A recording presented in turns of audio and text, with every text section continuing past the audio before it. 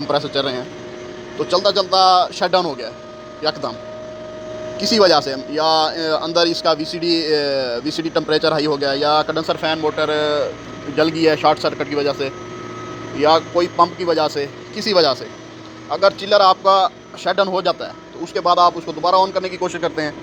तो पहली बात तो ये है कि उसका फॉल्ट ट्रेस करें कि क्या फ़ॉल्ट है। फॉल्ट ट्रेस हो गया उसके बाद आपको वो रीस्टार्ट नहीं हो रहा, लॉकआउट हो जाएगा ना सिस्टम, उसके बाद वो रीसेट नहीं हो रहा आपसे, तो आप उसको रीस्टार्ट करें, लॉकआउट रीस्टार्ट करें तो नहीं हो रहा, तो उसका रीस्टार्ट करने का एक आसान तरीका है, वो आसानी से हो जाएगा।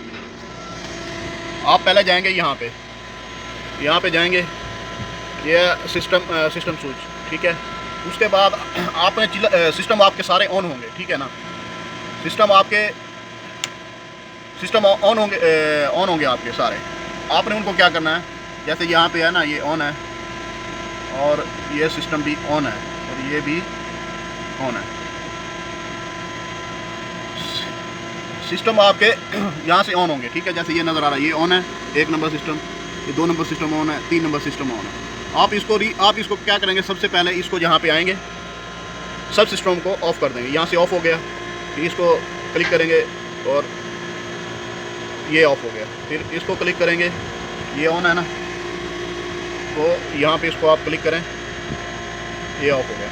उसके बाद आपने इनको फिर वापस चले जाना 1 नंबर सिस्टम के ऊपर, ये आ गया ना, इसको फिर यहाँ पे आ गया ना, यहाँ पे ये रीस्टार्ट कर देना, रीस्टार्ट लॉगआउट, ये रीस्टार्ट लॉगआउट हो गया।